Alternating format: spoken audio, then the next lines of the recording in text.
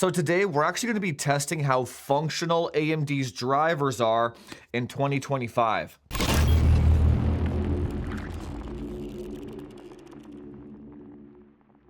So we are going to be benchmarking the 9070 XT against a 5070 Ti, but before we do, I wanted to test the card out for about a week just to make sure that the thing works. And the reason why, I've done these benchmark videos in the past since about RDNA 2 on AMD cards, and after the benchmark video has been done, and then me actually trying to play on the card after the fact, I've always encountered issues that have been deal breakers. So this time around, I wanted to try the card first before we do any benchmarks, and the goal being, if some of the games that I play are unusable on this thing, then we're not going to do benchmarks at all. This thing doesn't deserve the airtime. So that's the goal of today's video, actually. So we're going to leave this card completely stock. We're not going to overclock it at all. We're not going to try and see what the max OC is.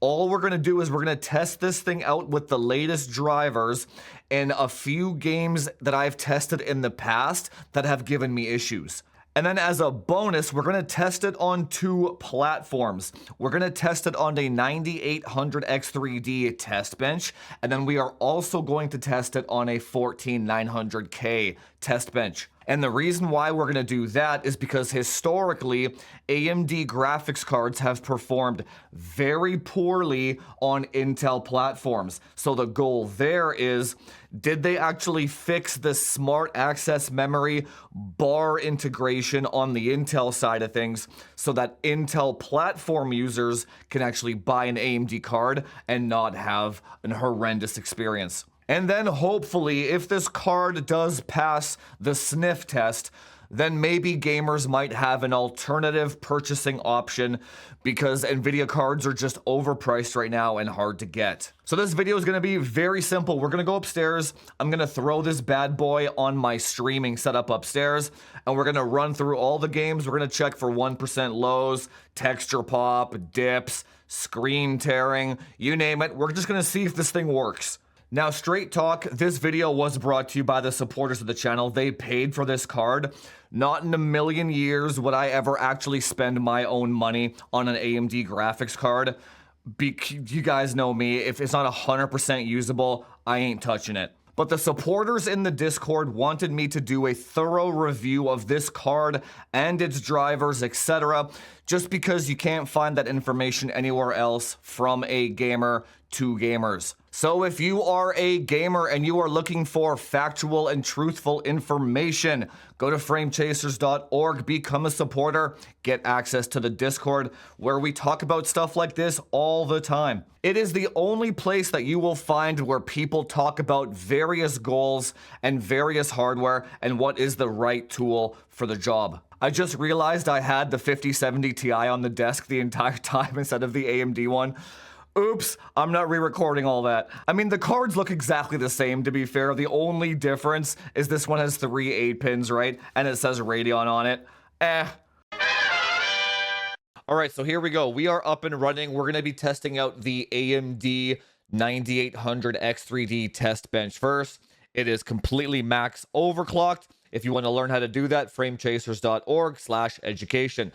Now, these are going to be the games that we're going to be checking out here. These are just some of the titles that I've had issues with in the past with AMD graphics cards. And thankfully, you guys can see the AMD overlay on the top right here.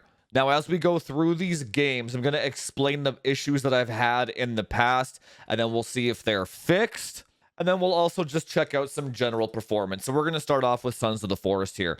Okay, we're going to run through these games quickly because we got a bunch of them to get through on two platforms. But on Sons of the Forest here, one of the main issues that I had before with an AMD graphics card was just the GPU usage. So if you look at the top right there, it's only using 86% of the GPU, and we're at 1440p medium settings, right?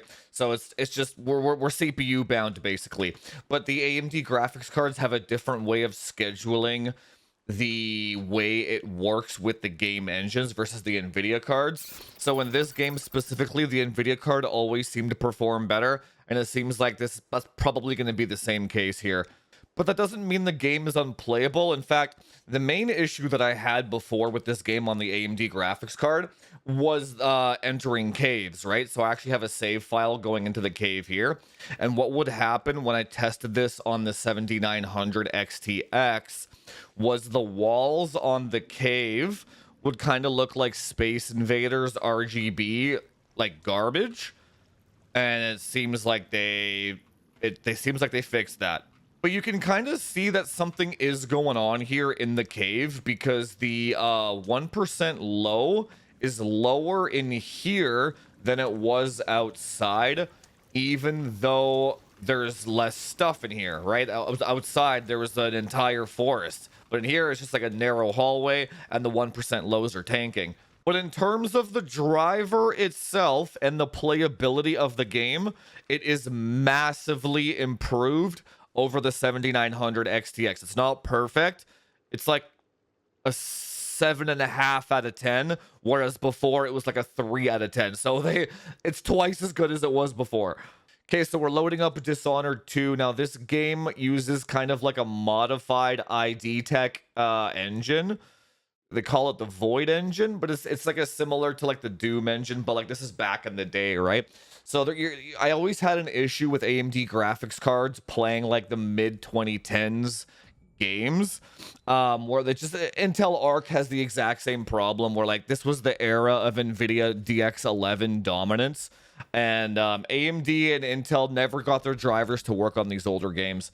So yeah, we loaded up Dishonored 2 here, and this game, it's not actually the game itself that's broke. Well, it kind of is and it isn't. But so I actually turned on frame view, which is at the top left here, and it's showing a different FPS than what the Radeon software is on the top right. Now, what's going on here specifically is because I'm mirroring the display to my capture card, and it's kind of like V-syncing to the capture card and not the display. So you actually have a multi-monitor, you have a multi-monitor driver issue happening right now. So if we unplug the HDMI cable, and I'm going to take a video with my phone now, and now it's at 340 FPS, and this one is still showing 250, but whatever, regardless. So right there's a driver issue still going on with this thing. Now I plugged the HDMI back in, and we're stuck back at 180 FPS, right? But I was faffling with this game earlier, without the capture card plugged in, and even though it does go to like 340 FPS, the 1% lows kind of sit at like 180. And the entire screen, even with VSync on, does have a lot of screen tearing and stuttering and dipping. So this engine specifically is still completely broken with the AMD drivers. So for this title specifically, let's just assume we're not using a capture card. The driver compatibility for this is like 4 out of 10, 5 out of, like you can play it, but you might get motion sickness and you might throw up after like an hour or two because it's so bad, right? So it's unfortunate, but that's just the way it is. Okay, Tiny Tina, this one was kind of the same as Dishonored, where like you could play it, but the 1% lows and like the screen tearing and the dipping would give you a headache after a while, right? It was just not a good experience. But it looks like, I was faffling earlier, so I kind of already know. But yeah, this one, they did a very good job improving the drivers. Like, the 1% lows are like, what, 10 FPS lower than the average, which is incredible. That's a very good gaming experience. When I whip the mouse around, the OLED just syncs all the frames perfectly, the perfect frame pacing. Yeah, this is what a game is supposed to feel like. So before, the drivers for this game were 5 out of 10, and now they're 10 out of 10. So this one is completely fixed. Now I don't know if that's true for RDNA 2 and 3 as well. I only have RDNA 4 here, the 9070 XT, but for this one, Yeah, this is a great experience on this graphics card. So Starfield here, this game will kind of always performed well on AMD graphics cards. It's an AMD sponsored title, but this game specifically, what it showed in the past was you would get significantly better performance when you paired it on an AMD platform versus an Intel platform. So we're just going to load into it and check it out quickly, get some baseline numbers so that we can see if that part of the driver is fixed if you buy an AMD graphics card and put it on an Intel platform. Yeah, so this is just an incredible gaming experience. So like this is how a game should feel when everything just works, right? So if you have an AMD graphics card, or I should say an AMD system, and you play Starfield, yeah, this is goated. This just looks incredible. So Apex Legends, this game has basically never worked on AMD graphics cards, but we're just testing it out to see if there was an improvement at all. But in terms of like esports gaming in general, I would not recommend an AMD CPU or an AMD graphics card. No AMD components for actual serious esports gamers, just because you don't know what you're gonna get, man. Like when you're competing for money, you need that shit to work. If a new game comes out tomorrow and it's not optimized for AMD and you want to make some money and compete at it, you're shit out of luck if you have these parts, right? That's my opinion. You guys can obviously do whatever you want. Use the affiliate links, obviously, but I'm just giving my audience the reality of the situation here. Even if it seems to work for like one patch, Warzone is the best example. So like you can have the AMD graphics card work great for like 4 or 5 months. All of a sudden a new patch comes out and the driver is broken. This just happened like 3 weeks ago. AMD comes out with a patch note that says, we are aware of stuttering and dipping issues and we'll fix it in a future driver update. So like when that kind of stuff happens, you're gonna wait 6 months to a year for AMD to fix the problem. It happened with RDNA 2, happened with RDNA 3, and it just happened again with RDNA 4 in Call of Duty, right? So it's just like, you do what you want, but if I was a serious esports gamer, I don't got time for that nonsense. We're dropping here Apex. So far, so good. 300 average. I haven't played this game in years, man. Looks like 300 average to... Oh, actually really playable. This is nice.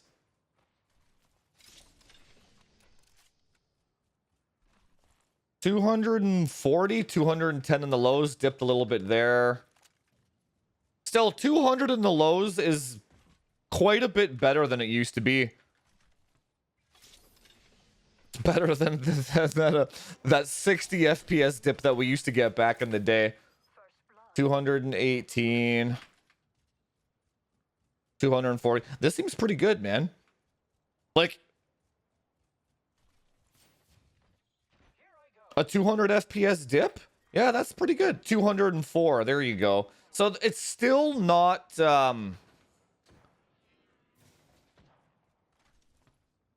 it's still not like, I kind of want to play this game now, not gonna lie. I kind of miss Apex, but it's still not 100%. It's like, yeah, I give this like a good, I would give this a good like 8 out of 10 in terms of the improvement, whereas before we were at like 5 or 6 out of 10 in terms of actual playability. Like this is great. This is a huge improvement.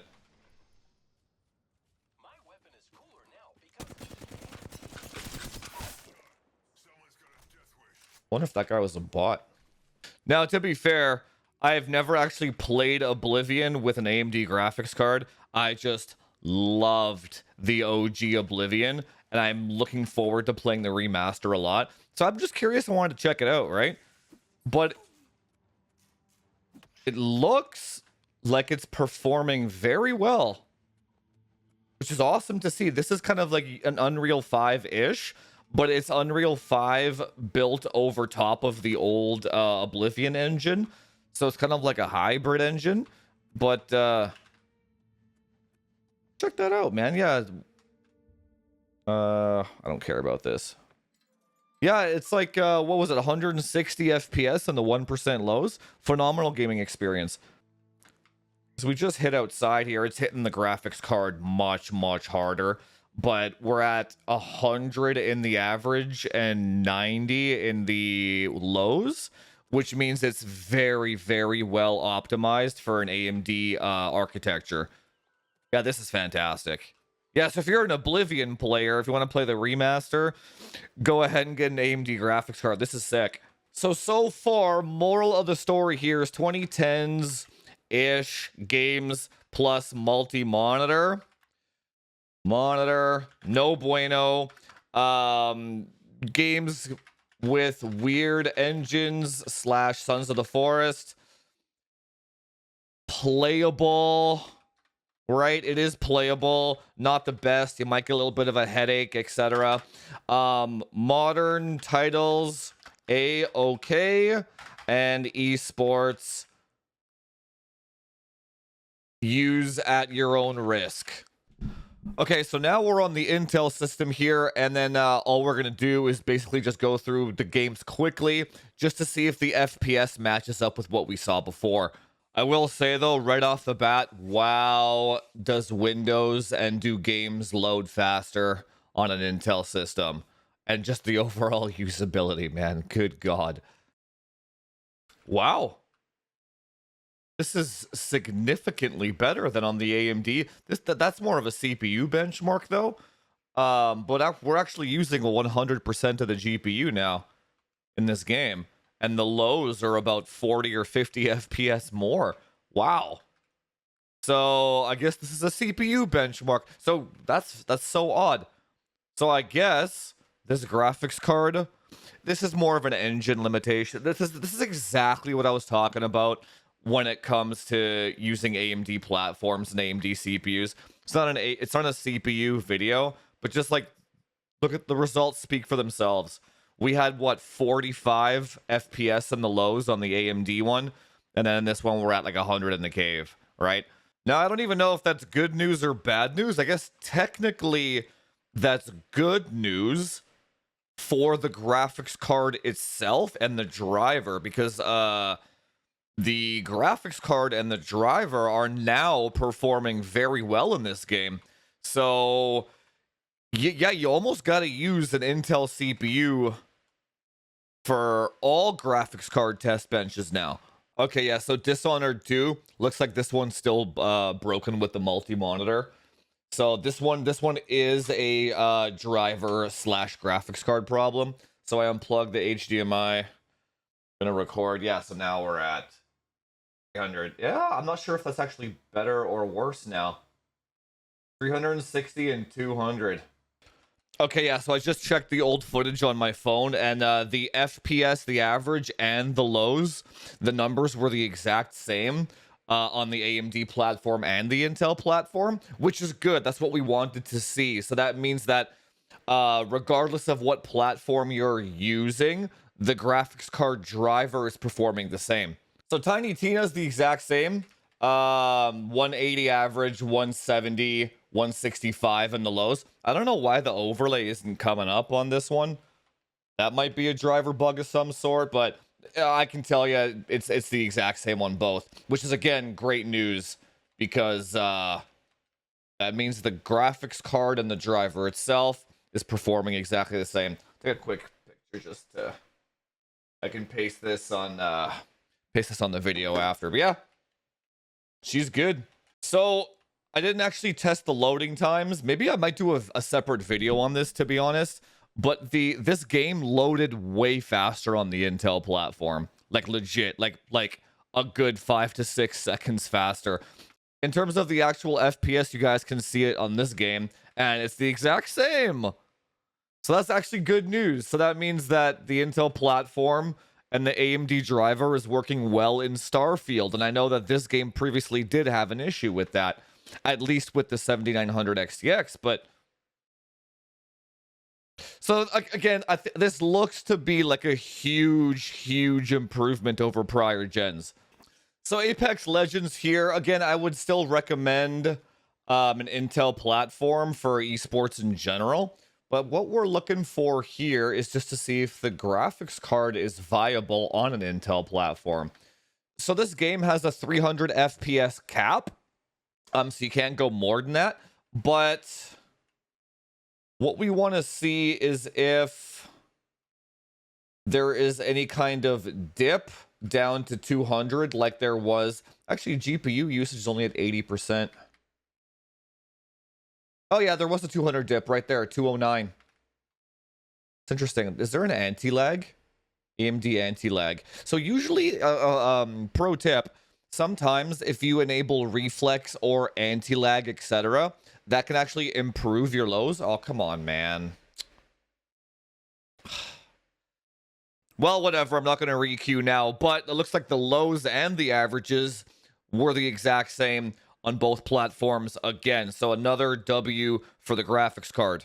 Yeah, Oblivion Remastered, I don't see why this one would be any different anyway because it's so optimized.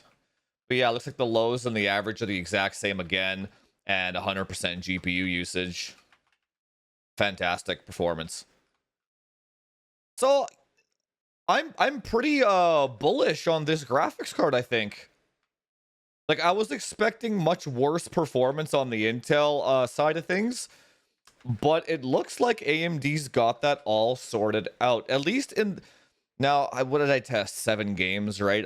I'm sure as soon as I publish this video, I'll find one magical scenario where that's not the case, but just based on the games that I've had issues with in the past, looks a-okay to me, man.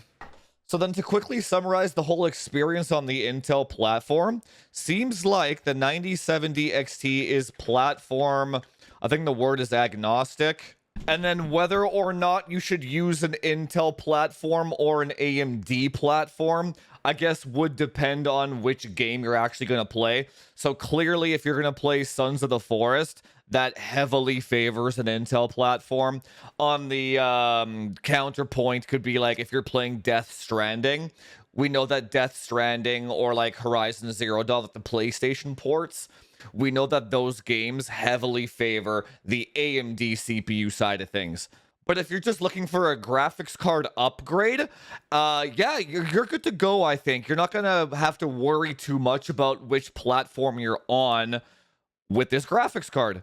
Now, I would not use this not for streaming or content creators, not for multi-monitor. I mean, Nvidia's got some multi-monitor issues too. I mean, I don't know why all vendors have multi-monitor issues, man. It's ridiculous. But like, yeah, I wouldn't use it for multi-monitor or like capture cards, etc. I shouldn't say multi-monitor. I should say monitor mirroring. It's the mirroring that's bugging out the driver, not the actual multi-monitor aspect of it. Funny enough, if you actually do want monitor mirroring and like multi-monitor, Arc is the best for that right now. I would also still recommend, even though it worked fine in Apex Legends, just because of AMD's, I should say Radeon's, just because of Radeon's history with their drivers, and I know it's currently broken in Warzone because of those patch notes, too risky to actually compete with in esports. So barring esports though, like let's say you're just not a professional aspiring Timmy esports player, I think you're good to go in all other scenarios with this card. But what I'll do for the benchmark video, I'll actually re-benchmark these two. These two we had the most problems with, right? But we'll actually re-benchmark these two against the Nvidia counterparts to see if that funkiness is still there. And then these 4, I'm assuming those are just Gucci on no matter what you buy or pick. So actually, this is a very good improvement over prior gens. I would actually say that this is the first usable AMD graphics card since Vega 64. Like literally, we're on RDNA 4 now, and this is just the beginning of usability. And that's not me talking shit, that's just the facts, straight up. So if AMD can iterate on their drivers, keep iterating, and eventually get to a point where you just install it and it just works on every single title since the beginning of time until now, then they actually might be able to compete Now, as of right now, I will leave affiliate links below to this card specifically. The Prime version, it performed great, quiet, etc. I would not go and buy a model that's more expensive than MSRP, just because the card itself, the architecture, the drivers, etc., the features, it's still not 100%, so it's not worth paying more than MSRP for it. Now, if you can find one for MSRP and you're on a budget, you don't really use your computer for work or any kind of content creation or anything like that, and you're mainly a single player gamer and you kind of jump on with the boys on the weekends or whatever once in a while, then I don't have a problem recommending this card for that scenario. But in terms of actually gaming on this thing as a whole, we're at like a 7.5 out of 10 now on this card with AMD drivers, which is a stellar improvement over last gen. But now that we know that this card is viable, we will go ahead and do a full benchmark video on it. Leave a comment down below if you want me to test a specific game that you're interested in. I'm gonna do Doom the Dark Ages, don't worry. But other than that, if you have any more that you want to see, leave a comment down below. If you like unbiased content like this, go to framechasers.org, support the channel, buy some products, buy the course. If you don't like using PayPal for whatever reason or it's not available in your region, you can become a member on YouTube, subscribe over on Twitch or Kick, and that all gets you access to the Discord. Anyway, guys, I hope you learned something, and I'll see you in the next one. Talk to you later.